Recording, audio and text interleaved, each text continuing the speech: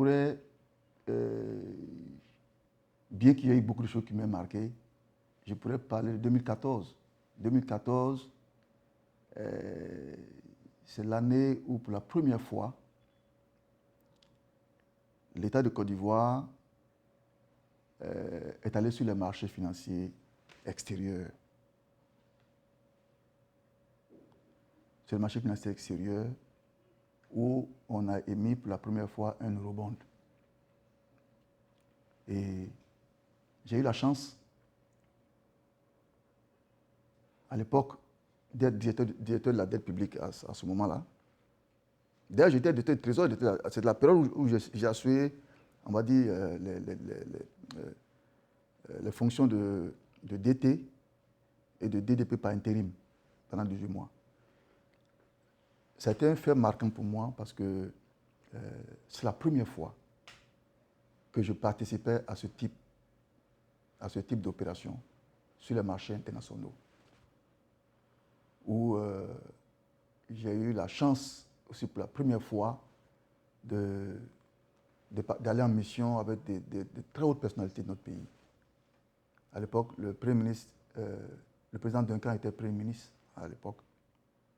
J'ai eu l'honneur, la chance de voyager avec les plus hautes autorités. Le Premier ministre Duncan à l'époque, le ministre des Finances était Mme Kabaniale à l'époque, et beaucoup d'autres hauts fonctionnaires de l'État de Côte d'Ivoire. Donc ça m'a marqué. Et le succès de l'opération, de cet eurobond-là, et le retentissement que ça a eu, me font éprouver une grande fierté d'avoir pu contribuer à cette opération et d'avoir été l'un de ceux qui ont participé à cette opération inaugurale donc de l'État de Côte d'Ivoire sur les marchés financiers internationaux. Vous avez quelques anecdotes? Toi là, vraiment. Mais si tu m'avais, j'allais imaginer, j'allais préparer ça. Anecdote. Quelques anecdotes durant votre carrière. Oui, il y en a forcément, mais tu vois, je passe à l'esprit. Anecdote, par exemple, bon. Il y a d'autres faits marquants aussi, je ne sais pas, mais je ne sais pas si...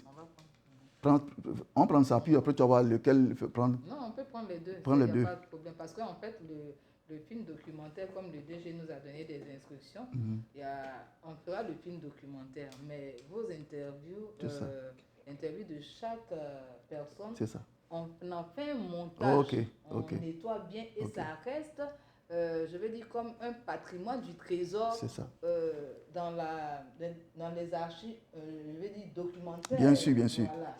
Et donc, à chaque fois, on peut se référer à ça. Bien sûr. Ou bien s'il y a des événements, franchement, et il nous a donné ces instructions. Donc, ça ne sera pas seulement le petit bout qu'on va prendre, c'est pour le général, mais chacun aura. Voilà.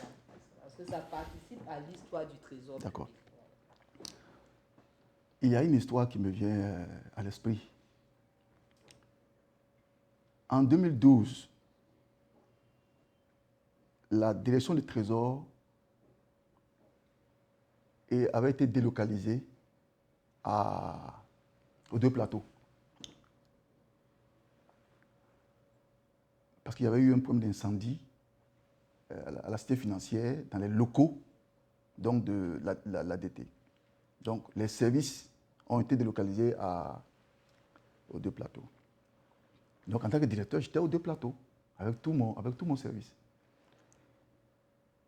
Un jour, le DG m'appelle, un matin, très tôt le matin. Il y avait une urgence, il m'appelle.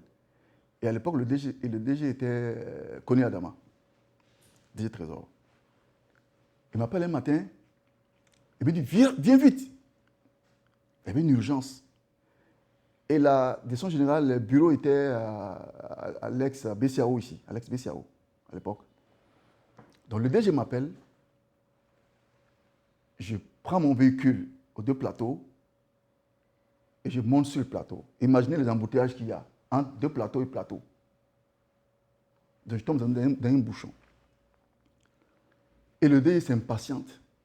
Il m'appelle toutes les minutes, il m'appelle. Et comme je n'arrivais pas, il n'était pas du tout content du fait qu'il appelle un collaborateur qui n'est pas là. Quand je suis arrivé finalement, et qu'il m'a reçu, et que je lui ai expliqué que je venais des deux plateaux, il dit, mais tu fais quoi là-bas? Il dit, patron, mon bureau est là-bas. Mon bureau est là-bas. Il dit, comment ça? Donc, le DG il a compris qu'un de ses collaborateurs n'était pas sur le plateau, était aux deux plateaux. Cet incident-là a milité en ma faveur parce que depuis ce jour, on a dit non, non, toi, tu ne peux pas être obligé de parler, pas possible. Il faut que tu sois au plateau. Donc, on a trouvé des locaux au plateau, à la rue des Banques, pour que la DT quitte les deux plateaux, vienne s'installer au plateau. Voilà comment le service est revenu au plateau suite à cet incident-là.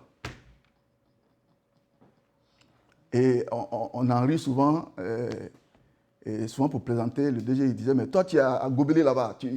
Les gens de Gobelé là, un peu pour se moquer, pour rire de cette histoire. Mais qui a eu une très belle issue, puisque suite à cela, le DG a donné l'instruction pour que des locaux soient aménagés et que la DT soit installée maintenant à la direction au plateau. Voilà. D'accord. Ok, monsieur le DG, nous sommes au terme de notre entretien. C'est ça. Votre mot de fin. Toi encore. Tu as peut-être pas de mot de fin encore. Mon mot de fin, je suis honoré de pouvoir participer, contribuer au centenaire, à la célébration du centenaire du Trésor public et d'avoir pu partager mon expérience au cours de ces dernières années dans différentes positions où j'ai été. Ça a été pour moi un honneur de servir mon pays au Trésor. Je souhaite que le Trésor connaisse encore de beaux jours, de belles années.